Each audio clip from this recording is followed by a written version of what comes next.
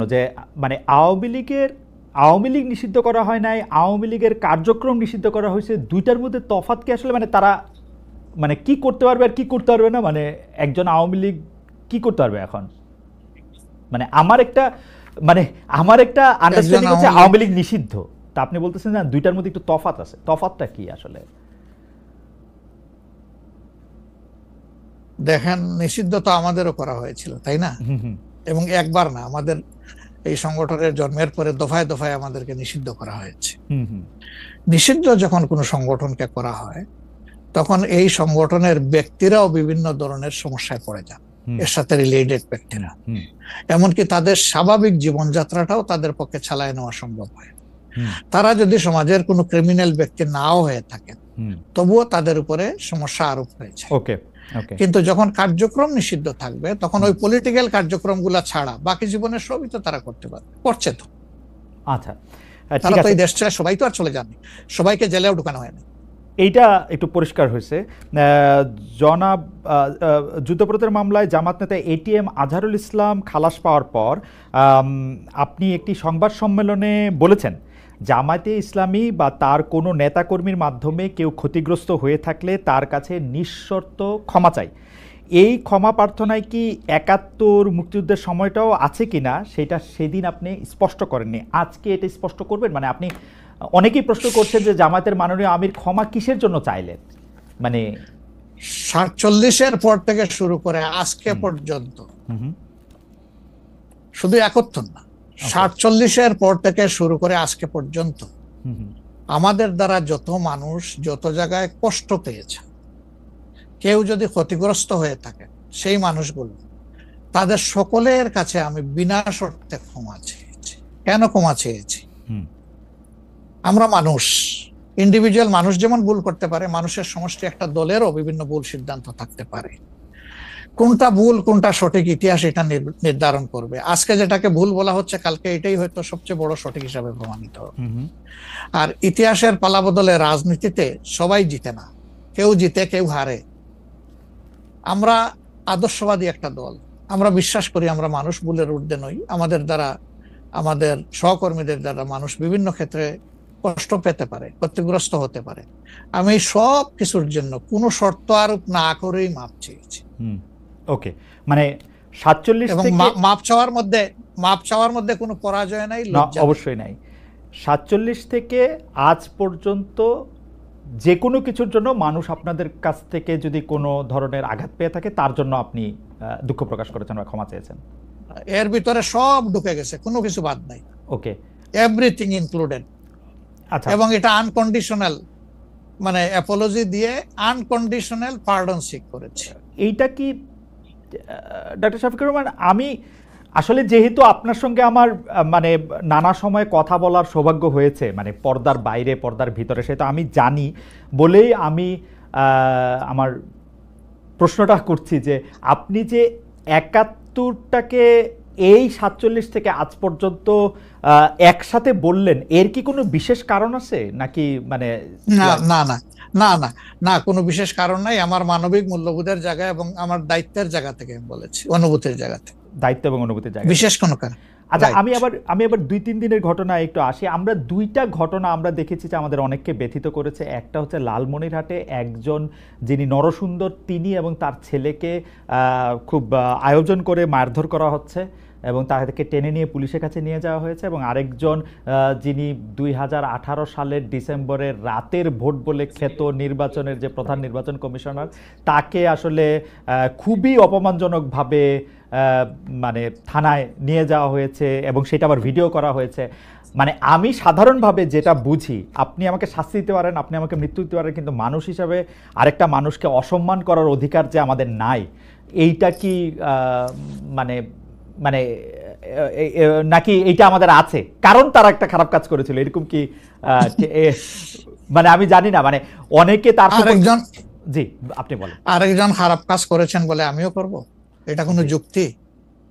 আমি আরেকজনের খারাপে কষ্ট পেলাম, ক্ষতিগ্রস্ত হলাম, এখন আমি সেম অথবা ওয়ার্স দেন দিস আরো খারাপ কিছু করলাম তার সাথে, সেটা কি কোনো মানবিক আচরণ বলে গণ্য হবে? নিশ্চয়ই না। তবে দেখেন, আমরা এটাকে কখনো সমর্থন করি না। কিন্তু পরিবেশ, প্রেক্ষাপট, স্থান, কাল, পাত্র, মানুষ কোনো জিনিসকে যখন লাইক করে না তখন প্রকাশ্যে হয় তার প্রতিবাদ করে, না হয় মনে মনে ঘৃণা করে, অথবা সে শক্তি থাকলে প্রতিরোধ করে। এই তিনটা স্টেজ থাকে, এটা হাদিসের ভাষা অনুযায়ী। তো এই অবস্থায় আমরাও তো ভিজিবল সেই রকম প্রটেস্ট অনেক ক্ষেত্রেই করতে পারি না, কিন্তু আমরা এগুলাকে মনের দিক থেকে সাপোর্ট তো করি না, আমরা বরঞ্চ মনে করি যে এগুলা আরেকটা অপরাধ। ডেফিনেটলি সিইসি যিনি ছিলেন তিনি তো একজন মানুষ, তিনি এই রাষ্ট্রের একজন সিভিল সার্ভেন্টও ছিলেন এবং উঁচু পর্যায়ে তিনি দায়িত্ব পালন করে তিনি রিটায়ার করেছেন। তিনি নিশ্চয়ই কাজ ভালো করেন নাই, অনেকগুলা খারাপ কাজ করেছেন। সেই সময়টা জনপ্রত্যাশার এগেনস্টে গিয়ে করেছেন, সত্য তথ্যের উপর না থেকে অসত্য তথ্য তিনি তার সংস্থা থেকে বলেছেন, সেগুলো সব খারাপ। তো তার জন্য তো আদালত আছে, কিন্তু আদালতে যাবেন, আমি তাদেরকে আদালতে নিয়ে যাই, আইনের আওতায় নিয়ে যাই, কিন্তু আইন আমার হাতে আমি তুলে নেবো কেন? এটা তো কোনো অবস্থায় আমরা সমর্থন করবো না। এই জন্য আপনার স্মরণ থাকার কথা, 5 তারিখ রাত্রেই আমরা ঘোষণা করেছি যে ব্যক্তিগতভাবে আমরা কারো উপর থেকে কোনো প্রতিশোধ নেব না এবং আমরা নেইনি। আমাদের 2-1টা ব্যতিক্রম ঘটনা ঘটেছে, আমরা তাদেরকে শাস্তি দিয়েছি, আমরা ছাড় দেই নাই কাউ। আমাদের এই ঘটনাগুলো র্যান্ডম না, ব্যাপক না, 2-1টা বিচ্ছিন্ন ঘটনা, আমরা কাউকে ছাড় দেই। আমরা যেহেতু আপনার সময় কম, আমরা দ্রুত একটা বিষয় থেকে আরেকটা বিষয়ে যেতে হচ্ছে। সম্প্রতি আপনি একটি ভাষণে বলেছেন, আমি এখানে ছোট্ট একটু অ্যাড করতে চাই। এই যে মব, যেটাকে এখন মব বলা হচ্ছে, এর চাইতে কিন্তু আরো নিকৃষ্ট মব কিন্তু গত 15.5 বছর মানুষ প্রত্যক্ষ করেছে। ইভেন আপনাদের সাংবাদিকদের সাথে হয়েছে, আরো অনেকের সাথে, পলিটিশিয়ানদের সাথে তো এগুলো কোনো ডাল ভাত, কোনো ব্যাপারই ছিল না, সিভিল সোসাইটির মানুষের সাথে, শিক্ষকদের সাথে। কিন্তু ওইগুলা দিয়ে আমরা এটাকে জাস্টিফাই করতে চাই। হয়েছে বলেই আমরা সবাই মিলেই কিন্তু এগুলির প্রতিরোধ করেছি, প্রতিবাদ করেছি। আসলে যে যার জায়গা থেকে প্রচন্ড ভাবে প্রতিবাদ করেছে। আমার মনে আছে ডয়েচে ভেলেতে থাকতে আমি একবার শেখ হাসিনার নাম করে এতবার বলতেছিলাম যে কেন তিনি এটি করবেন, কেন তার এটি সমালোচনা করা যাবে না, এবং কেন তার এটা, মানে আমার মনে আছে যে মানে আমার সাংবাদিকতায় আমি কোনো সময় অ্যাক্টিভিজম করতে চাই না বা অ্যাক্টিভিজমের জায়গা থেকে, কিন্তু এইগুলির প্রতিবাদ আমরা সবাই মিলেই আসলে করেছিলাম, যে যার অবস্থান থেকে। রাজনীতিবিদরা এখনো আমাদেরকে করতে হবে, এখনো যদি আমরা সেই জায়গার মধ্যেই থাকি এবং কেউ কেউ আমরা এটা বলি যে তারা করেছে সেজন্য এটা ঠিক আছে, সেইটার ব্যাপারে আপনার কাছে বিচার দিতে চাইছি। প্রশ্নই ওঠে না, এটাকে সাপোর্ট করা যাবে না। আরেকজন অন্যায় করেছে তাই আমি আরেকটা অন্যায় করবো, এটা চলবে না। আর তাইলে আমরা ভালোর দিকে আগাবো কিভাবে? অ্যাবসলিউটলি আমরা তো আগাতে পারবো না। আপনি সম্প্রতি এক ভাষণে বলেছেন, আরেকটা প্রসঙ্গে যাই, যে সেই গণতন্ত্র হালাল যার মাধ্যমে আল্লাহর বিধান কায়েম করা যাবে, বুলেট নয় ব্যালটের মাধ্যমে যেতে হবে। এটা আপনি বলেছেন হাদিসের রেফারেন্স দিয়ে। আপনার এই বক্তব্যের প্রতিবাদ করেছেন মুফতি ডক্টর সাইয়েদ মোহাম্মদ এনায়েতুল্লাহ আব্বাসী ওয়াসিদ্দিকী। রবিবার ফেসবুক এক পোস্টে দাবি করেছেন যে তিনি হাদিসের সুস্পষ্ট অপব্যাখ্যা করেছেন। আপনি এক লাইনে আবার একটু ব্যাখ্যা দিবেন কিনা? আমি হাদিসের দেই নাই, আমি বলেছি যে ডেমোক্রেটিক যে প্রসেসটা, এটা রাসূল করিম সাল্লাল্লাহু আলাইহি সাল্লামের পরে যারা রাষ্ট্র পরিচালনা করেছেন খোলাফায়ে রাশিদিন, তাদের সময় ছিল, এবং এটা বাস্তবতা আমরা সবাই জানি। হযরতে ওমর খুতবা দিতে দাঁড়াইছেন, সাধারণ মুসল্লি বলছে আমি আপনার খুতবা শুনবো না। কেন শুনবেন না? ওই যে আমরা কুশাগার থেকে কাপড় পাইলাম, আমার কাপড়ে লম্বা জামা হইলো না, আপনারটাই লম্বা জামা হইলো কেমনে? এই তো সেম কাপড় দেখতেছি। তখন তিনি তার ছেলে আব্দুল্লাহ ইবনে উমরকে বলেছিলেন, বাবা তুমি এবার জবাব দাও। তিনি দাঁড়াইয়া বললেন যে দেখেন, বাবা তো রাষ্ট্রের দায়িত্বশীল, তার সাথে বিভিন্ন বিদেশি প্রতিনিধি দল আসে, এই রাষ্ট্রের সম্মানে আমি বাবাকে বলেছিলাম যে বাবা আমাদের পোশাক 2 টুকরা করে কাটার দরকার নাই, আপনি অনুমতি দিলে আমি কুশাগারকে রিকোয়েস্ট করতে চাই যে আমাদের 2 পিস না কেটে দিয়ে দেওয়ার জন্য, সেটা দিয়ে আপনি জামা বানাবেন। তো আমার বাবা এবং আমার 2 পিস মিলে উনার 1 পিস হয়েছে এবং তাই উনার জামা লম্বা। তো লোকটা বসে আল্লাহ শুকরিয়া আদায় করে বললেন যে খলিফাতুল মুসলিমিন, এবার আপনি আপনার খুতবা দেন, আমি শুনবো, মন ভরে শুনবো। তো এই দেখেন, এটাই তো বিউটি অফ ডেমোক্রেসি। ওই যে আপনি ফ্রিডম অফ এক্সপ্রেশন বললেন, এর চাইতে ভালো ফ্রিডম অফ এক্সপ্রেশন কোথায় পাবেন আপনি? আমি বলেছি যে না, গণতন্ত্র হচ্ছে এটা কোনো ইজম না, এটা আপনি নিজেও জানেন। গণতন্ত্র কোনো মতবাদ না, it's a way to establish your ism. আপনি যেটা চয়েস করেন, এটা ক্যাপিটালিজম হইতে পারে, সোশ্যালিজম হইতে পারে, কমিউনিজম হইতে পারে, এরকম যেটাই হোক সেটা আপনি করবেন, কিন্তু এটা একটা ওয়ে, এই বাহনের উপরে আপনি চড়ে যাবেন। সেটা যদি আল্লাহর দিন কায়েমের উদ্দেশ্যে হয় তাহলে অবশ্যই এটা মুসলমানদের জন্য হারাম হওয়ার কথা না। এখন আমার কথার সাথে তো ডিফার করতেই পারেন, উনি একজন লার্নেড মানুষ, আমি তাকে রেসপেক্ট করি এবং কারো ডিফারেন্সটাকেও আমি রেসপেক্ট করি, কারণ এটা না হলে তো আপনার ফ্রিডম অফ এক্সপ্রেশন থাকবে না এবং মাল্টিকালচারাল সোসাইটিও বিল্ড আপ করা সম্ভব হবে না। আচ্ছা, অ্যাবসলিউটলি ফাইন।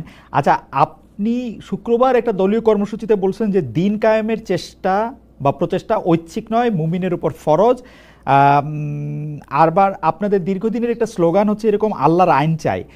এখন একটি নতুন প্রচারণা, মানে অনেক দলকেই ক্ষমতায় দেখাচ্ছে, মানে জামাত ইসলাম একটা নতুন প্রচারণা এরকম যে অনেক দলকেই ক্ষমতায় দেখা হয়েছে, জামাতকে একটিবার সুযোগ দেওয়া হোক, আপনারা যদি নির্বাচনে জিতে ক্ষমতায় যেতে পারেন তাহলে কি বর্তমান ব্যবস্থা পাল্টে কোরআন সুন্নাহ ভিত্তিক শাসন বা শরিয়া ব্যবস্থা চালু করবেন? আসলে দেখেন, কোরআন সুন্নাহ ভিত্তিক মানে অনুশাসন যেটা, এটার ব্যাপারে সমাজের পারসেপশনের ভিন্নতা আছে। আমাদের বাংলাদেশের যে সংবিধান আছে, এই সংবিধানের অনেকগুলা আর্টিকেল, অনেকগুলা ধারা উপধারা কোরআনের সেন্সের সাথে পুরোপুরি মিলে যায়, এটার সাথে কোনো ডিফারেন্স নাই।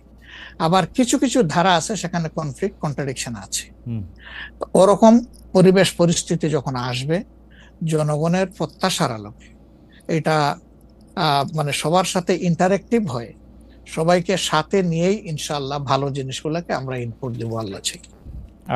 তবে এটাও মনে রাখার বিষয় যে কোরআনী শাসন হঠাৎ করে আল্লাহ তাআলা এস্টাবলিশের হুকুম দেন নাই, it was a gradual process. Say for example মাদক কিন্তু দুনিয়ার কেউ কিন্তু এটাকে অ্যাপ্রুভাল দেয় না, বাট এটার প্র্যাকটিস সব জায়গায় আছে, এটা বাস্তবতা। তো সেই মদ যখন হারাম ঘোষণা করা হয়, নিষিদ্ধ করা হয়, তখন কিন্তু 3 পর্যায়ে গিয়ে চূড়ান্তভাবে এটা নিষিদ্ধ করা হয়েছিল। তো এটা গ্রাজুয়াল একটা প্রসেস। আপনি একটা ক্রাইম থেকে, দীর্ঘদিনের প্র্যাকটিস থেকে মানুষকে সরাবেন, আল্লাহ তাআলার সেই বিধানকে অনুসরণ করেই আমরা আগাবো ইনশাআল্লাহ। 5 আগস্টের পর থেকে বিএনপির পক্ষ থেকে যেহেতু জাতীয় নির্বাচনের দাবি জানানো হয়েছিল, এটা নিয়ে অনেক তাদেরকে রঙ্গব্যঙ্গ করা হয়েছে। জামায়াতে ইসলামী মাঝামাঝি থেকে ফেব্রুয়ারি ইলেকশনের কথাও বলেছে, রোজার পরেও ইলেকশনের কথা বলেছে, রোজার আগেও ইলেকশনের কথা বলেছে, কিন্তু আমরা দেখতে পাচ্ছি জামায়াতে ইসলামী 300 আসনে প্রার্থী ঘোষণা করে ফেলেছে। আপনারা যদি পরে কোনো রাজনৈতিক জোট করেন বা পরে যদি কোনো ধরনের রাজনৈতিক সমঝোতার মাধ্যমে জাতীয় সরকারের একটা আবহ তৈরি হয়, তাহলে কি হবে? আপনারা এখনই জোট ঘোষণা করে ফেলেছেন, সেটা কেমন হলো? আলহামদুলিল্লাহ, এটা আমাদের সাথে যাদের ইন্টারেকশন আছে তারা সবাই জানেন। আমরা বলেছি যে এটা আমাদের অফিসিয়াল ঘোষণা না, এটা হলো প্রাথমিক সিলেকশন, এবং সমস্ত আমাদের নমিনি যারা হবেন তাদেরকে সেম মেসেজ দেওয়া হয়েছে যে জাতীয় বৃহত্তর স্বার্থে যে কোনো সময় যে কোনো পরিবর্তন যে কোনো আসনে আসতে পারে। আমাদের সংগঠন এটার জন্য পূর্ণ প্রস্তুত। প্রয়োজনে আমার থেকেই পরীক্ষা শুরু হবে, কোনো অসুবিধা নেই। আপনার কাছে ছোট একটি পরীক্ষা, সেটি আপনার পরীক্ষা না, আপনার কাছে একটি ছোট পরীক্ষা। আপনি কুষ্টিয়া 3 সদর আসনে জামাত ইসলামের এমপি প্রার্থী হিসেবে ঘোষণা করা হয়েছে জনপ্রিয় ইসলামী বক্তা জনাব আমির হামজাকে, কিন্তু এদিকে আবার জামাতি ইসলামীর শুরা সদস্য জনাব ফরাদ হোসেন রয়েছেন, তার নামও জোরে সোরে শোনা যাচ্ছে। অনেকে বলছেন যে তৃণমূল জামায়াত আসলে পছন্দ করে নাই হঠাৎ করে এরকম একজনকে মনোনয়ন দেওয়া।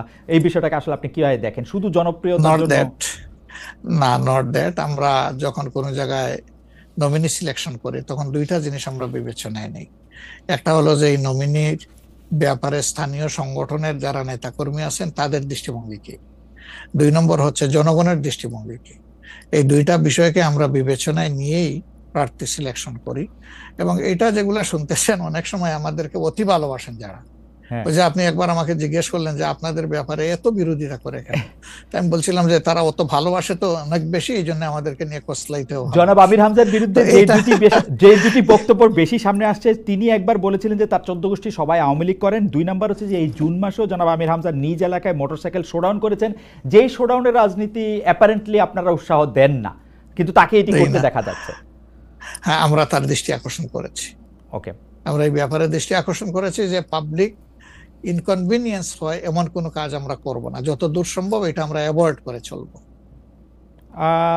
এটা আচ্ছা, আমরা আরেকটা প্রসঙ্গে আসি যে লন্ডনে ডক্টর মোহাম্মদ ইউনূস এবং জনাব তারেক রহমানের বৈঠকের পর যৌথ বিবৃতির প্রসঙ্গে জামায়াতে ইসলামী একটা শক্ত অবস্থান নিয়েছে। তারা বলেছে যে বৈঠককে তারা স্বাগত জানিয়েছেন, কিন্তু যৌথ বিবৃতিটা তারা পছন্দ করেন নাই।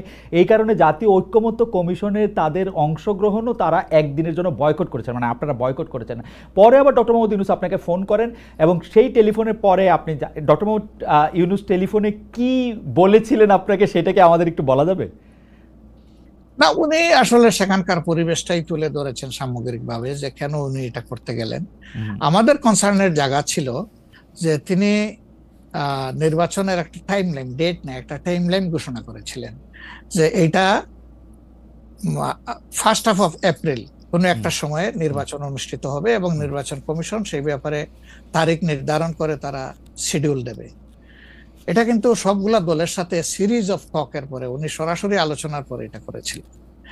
এরপরে তিনি লন্ডনে গিয়েছেন। তারেক রহমান সাহেব যেহেতু দেশে নেই এবং তিনি কার্যত বিএনপির এখন হইলেন নির্বাহী প্রধান, ভারপ্রাপ্ত চেয়ারম্যান, তার সাথে একটা বৈঠক হওয়াই উচিত, হইতেই পারে, এটা তো ভালো, এটা খারাপ কি? রাজনীতিতে ডায়ালগই তো উত্তম সমাধান। এবং বিএনপির কিছু কনসার্ন ছিল, তার সাথে আলোচনার মাধ্যমে সেটা যদি দূর হয় এটা তো ভালো, জাতীয় জীবনের জন্য ভালো, জাতীয় রাজনীতির জন্য ভালো। কিন্তু যেটা সকল দলের সাথে আলোচনা করে তিনি একটা টাইম লাইন দিলেন, শুধুমাত্র একটা দলের সাথে আলোচনা করে সেটা থেকে এইভাবে তার প্রকাশ্যে ঘোষণা দেওয়া, যদিও তিনি ডেফিনেটলি বলেন নাই যে রমজানের আগেই হবে, তিনি বলেছেন যদি এই জিনিস ফুলফিল করা যায় তাইলে সেটা আগেও চিন্তা করা যেতে পারে, কিন্তু সেটা ভালো হতো। আমাদের বক্তব্য হচ্ছে ভালো হতো দেশে এসে তিনি তাকে বলতেন যে আমি সম্মানের সাথে আপনার কথা শুনলাম, আমি মনে করি আপনার কথাগুলো লজিক্যাল, আমি দেশে গিয়ে আবার দলগুলোর সাথে একটু আলাপ করবো, করে এটাকে কিভাবে শেপ দেওয়া যায় আমি চিন্তা করবো, আপনি আমার উপর আস্থা রাখতে পারেন। That was good. কিন্তু এটা না করে সেখানে এটা ঘোষণা দেওয়াটাকে আমরা সঠিক মনে করি নাই। আমরা মনে করি যে ক্ষমতার ভারসাম্য একদিকে হেলে গিয়েছে এবং জাতি একটা রং মেসেজ পেয়েছে, এই জন্য আমরা আমাদের এই পর্যায়ে এটা আমার একটা প্রশ্ন, আপনার কাছে কি মনে হয় পরবর্তী জাতীয় সংসদ নির্বাচন আসলে কোন দিন কোন মাসে হবে? আমি ঠিক এটা জানি না, তবে আমি মনে করি যে এটা এপ্রিল পাড়ি দেবে না কোনো অবস্থায়। আর ফেব্রুয়ারিতে হলে আমিই বলেছি সবার আগে, আপনি বলেছেন যে হ্যাঁ, যে ফেব্রুয়ারিতে হলে এটা বেস্ট, কারণ এই সিজনটা আমাদের জন্য কমফোর্টেবল সিজন ইলেকশনের জন্য। আপনার কাছে কি মনে হয় আপনার মনে কি এরকম একটা সম্ভাবনা আপনি দেখতে পান যে এটা রমজানের পরেও আসলে যেতে পারে? সেই ক্ষেত্রে রমজানের সময় আপনাদের ক্যাম্পেইন করতে হবে। বেশিরভাগ সময় আমরা দেখি যে রমজানের সময় ধর্মপ্রাণ মুসলমানদের অনেকেই আসলে দুনিয়াবি কোনো জিনিসের মধ্যে থাকতে চান না, সেই ক্ষেত্রে ভোটের মানে এখনো কি? আমার মনে হয় যে রমজানে তো আমরা সব ধরনের সব কাজই তো করি, কাজ তো আমরা বাদ দিই না কোনো, রাইট? অফিস আদালত ব্যবসা বাণিজ্য সবই তো করি, ক্ষেত খামার যার যেটা আছে। রমজান আমাদের জন্য কোনো সমস্যা না, রমজান কারোর জন্যই সমস্যা হওয়া উচিত না। কোন দল বলেছেন যে রমজানে ক্যাম্পেইন করতে গেলে অনেক ইফতার মাহফিল হবে, সেখানে প্রচুর টাকা খরচ করতে হবে, আপনি করবেন না। আপনি ইফতার মাহফিলে মেহমান হিসাবে গিয়ে খেয়ে আসবেন, দোয়া করে দিয়ে আসবেন, অসুবিধা কি? আপনাকে টাকা খরচ করতে হবে কেন? ওই সময় তো এমনিও টাকা খরচ করা ঠিক না, শিডিউল ডিক্লারেশন হয়ে যাওয়ার পরে মানুষকে খাওয়ানো ঠিক না। আপনি খাবেন, অসুবিধা কি? দাওয়াত দিলে যাবেন, খাবেন, কথা বলবেন, মিশবেন, হাত মিলাবেন, এটা আপনার নির্বাচনী কাজকে আগাবে, কোনো সমস্যা তো নাই। আপনি কোনটা প্রেফার করবেন, মানে ইলেকশনের ডেট ফেব্রুয়ারি অর এপ্রিল? আমরা তো প্রেফার করে বলেছি বেস্ট হইলো ফেব্রুয়ারি, কিন্তু এপ্রিলে হইলে কোনো অসুবিধা নাই। আমরা মনে করি এপ্রিলে হইলে অসুবিধা নাই, তবে এটা ক্রস করা উচিত নয়। এপ্রিল ক্রস করা উচিত না, কোন অবস্থায় উচিত হবে না। আপনি কি মনে করেন এখন যদি নির্বাচন কমিশন বলে যে তারা ডিসেম্বরে নির্বাচন দিতে চান, তাইলে কি আপনারা আপত্তি জানাবেন না আপনাদের এটা? হ্যাঁ, না, আমরা ওই যে 2-3টা জিনিস বলেছি, যে বেসিক রিফর্ম, তারপরে হচ্ছে আপনার দৃশ্যমান বিচার, প্রবাসীদের ভোট ইনকর্পোরেট করা, এই 3টা জিনিস যদি আমরা মিনিমাম পাই তাহলে ডিসেম্বর কেন, সামনের মাসে হইলে আমাদের কোনো আপত্তি নেই। ডিসেম্বর আমাদের দর্শক, আর আমরা দেখেন মূল থেকে কখনো বলি নাই যে এই মাসে হতেই হবে, এই শব্দ কিন্তু কখনো আমরা উচ্চারণ করিনি। আমরা এই ব্যাপারে ফ্লেক্সিবল। আমরা প্রধান উপদেষ্টার কমিটমেন্টের উপরে রেসপেক্ট শো করতে চাই। উনি বলেছিলেন ডিসেম্বর এই বছর অথবা আগামী বছরের জুনের মাঝখানে যে কোনো সময় তিনি নির্বাচন দিবেন। তা আমরা দেখতে চাই যে তিনি তার কথার উপরে আছেন। তবে এটাও ঠিক যে মে জুন এগুলা কিন্তু ইলেকশনের জন্য কোনো ফেভারেবল টাইম না। ওকে ইভেন এপ্রিলটাও একটু কষ্ট হবে, এই ব্যাপারে বলার অপেক্ষা রাখে না। ওকে ফেব্রুয়ারির চাইতে এপ্রিলে কিন্তু একটু কষ্ট বেশি হবে। আপনাকে যেহেতু মানে একটু তাড়াতাড়ি সেজন্য আমাদের শেষ প্রসঙ্গ সেটা হচ্ছে বিএনপির সাথে জামায়াতে ইসলামের সম্পর্ক। আমরা দেখেছি যে আপনি এবং আপনাদের দলের নায়েবে আমির তারা দুজনেই বিএনপির চেয়ারপারসন এবং ভারপ্রাপ্ত চেয়ারপারসন যারা লন্ডনে ছিলেন তাদের সাথে দেখা করেছেন। দেখা করার পরে আমরা রাজনীতিতে একটা ইতিবাচক সুবাতাস দেখেছিলাম। আপনি এসে ফেব্রুয়ারিতে ইলেকশনের কথা বলেছিলেন। এখন আবার ব্যাপারটা আসলে কোন জায়গায়, মানে জামায়াতে ইসলামী বিএনপি কি পরস্পর মুখোমুখি অবস্থায় আছে? তাদের মধ্যে কি আবার একটা সদ্ভাব, মানে আসলে অবস্থাটা কি এখন? না, আসলে সমস্যাটা আমাদের না, সমস্যা আপনাদের। আচ্ছা, মিডিয়ায় যারা আছেন তাদের। আচ্ছা, আমরা তো মুখামুখি না, আমরা তো পাশাপাশি আছি। তো ওকে, আমরা এই যে ঐকমত্য কমিশন বলেন বা অন্যান্য মিটিং গুলা বলেন বা আমাদের নিজেদের মধ্যেই কথাবার্তা বলেন, আমরা তো কোনটা বন্ধ রাখি নাই, আমরা সবটাই আছি। কিন্তু কতিপয় মিডিয়া, সবাই না, এই কুচায় কুচায় টেনে টেনে সুতা বাইর করে কোথায় একটু বিএনপির মুখামুখি জামাত হবে, জামাতের মুখামুখি বিএনপি হবে। এটার মধ্যে জাতির কি কল্যাণ আছে আমরা বুঝতে পারি না। আমাদের তো ওরকম কোনো রেশারেশির সম্পর্ক নাই। আমি আমি হচ্ছে যে দুটা, খালি আপনি মিডিয়ার কথা বলছেন, ভালো করছেন। এখন আমরা তো আসলে মানে মিডিয়া থেকে অনেক সময় তথ্য নেই। বিএনপির নেতার প্রসঙ্গে একটি সংবাদ শিরোনাম আমি পড়েছি, ভোট হলে তো তাদের গুরুত্ব থাকবে না, জামায়াতকে ফখরুলের খোঁচা, স্বাধীনতার অবিশ্বাসীদের সমর্থন করা যাবে না, মির্জা ফখরুল। আবার আরেকটা রিপোর্ট, আবার আরেকটা পত্রিকার রিপোর্ট, জামায়াতকে স্বাধীনতা বিরোধী বলা হলে অনেকের বাবাও রাজাকার ছিলেন, জামায়াতের সাধারণ সম্পাদক বলছেন। তো আপনি আসলে শুধু মিডিয়াকে না বলে আমরা তো একটা নেতাদের মধ্যে আপনারে তত একটা দেখি না, মানে আপনারা আমি মনেই করতে পারতেছি না, আমি প্রাণপণে মনে করতে চেষ্টা করতেছিলাম, কিন্তু নেতা কর্মীদের মধ্যে তো ব্যাপারটা আসলে আমরা দেখি। না না, আছে, এটা আমি অস্বীকার করব না। জি, এটা যে কিছু নাই আমি সেটা বলছি না। তবে একটা কথা দেখেন যে আসলে গর্ব অহংকার বড় খারাপ জিনিস। অহংকার আল্লাহ তাআলার চাদর, এটা নিয়ে কেউ টানাটানি করুক, এটা মহান আল্লাহ পছন্দ করেন না। তো গর্ব অহংকার করতে করতেই একদল কোথায় গেছে চিন্তা করেন। তারা তো সবসময় মানুষকে কুচিয়ে কুচিয়ে কথা বলতেন। রাইট, কোথায় তোমাদের ঈদের পরের আন্দোলন, কোথায় গিয়ে আশ্রয় নিবা, এই ধরনের অনেক কথাবার্তা ছিল না? অবশ্যই অবশ্যই ছিল। তা আমি এটা যদি আমিও বলি, এটা গ্রহণযোগ্য হওয়া উচিত নয়, এবং এটা অন্য কেউ যদি বলে সেটাও গ্রহণযোগ্য হওয়া উচিত নয়। কাউকে নিয়ে উপহাস করতে নাই। আপনাকে নিশ্চিত থাকতে হবে আপনি যাকে নিয়ে উপহাস করছেন আল্লাহ একদিন তার কাছেই আপনাকে নিয়ে দাঁড় করাবেন, এবং তখন আপনি লজ্জিত হবেন। তো আমাদের কারোই এমন কথা বলা উচিত না যেই কথাটা বলে এরপরে আপনার মুখের দিকে তাকাই আমি হাসতে পারবো না, এমন কোনো কথা বলা উচিত।